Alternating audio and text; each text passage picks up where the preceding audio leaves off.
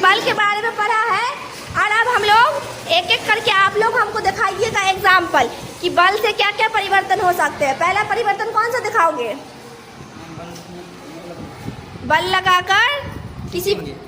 लगाकर किसी वस्तु अगर विराम में है तो उसको हम गति में ला सकते हैं। चलो दिखाओ। ये वस्तु था, क्या था? विराम में था अभी, और इसको फिर क्या हुआ? फिर क्या किया? हम इसको गति में ला दिए।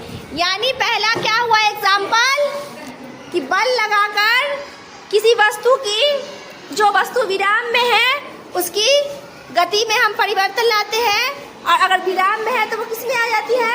गति में आ जाती है। अब हम लोग दूसरा एग्जाम्पल देखेंगे। कौन सा एग्जाम्पल दोगी? बल लगाने से क्या कर सकते हैं? वस्तु की आकृति में परिवर्तन ला सकते हैं। चलो दिखाओ कैसे।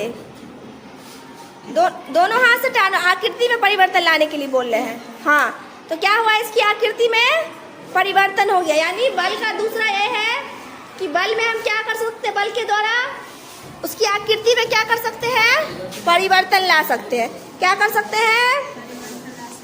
चलो बैठो। तीसरा एग्जाम्पल देखेंगे कि बल लगाने से किसी गतिशील वस्तु का कैसे हम उसको रोक सकते हैं। तो अभी वस्तु नहीं, अभी हम मनुष्य के एग्जाम्पल से समझ रहे हैं। जैसे ये चल रहा है, चलो तुम चलो। अब देखो, ये बल लगा के क्या कर दिया? उसको रोक दिया। 1 मिनट के लिए वो रुक गया। अब वो फिर हिमांशु को धक्का देगा और आगे अपना जाएगा, तो वो फिर दोबारा बल लगा के फिर अपनी गति में क्या करेगा? चेंज लाएगा। अब वो क्या किया? अपना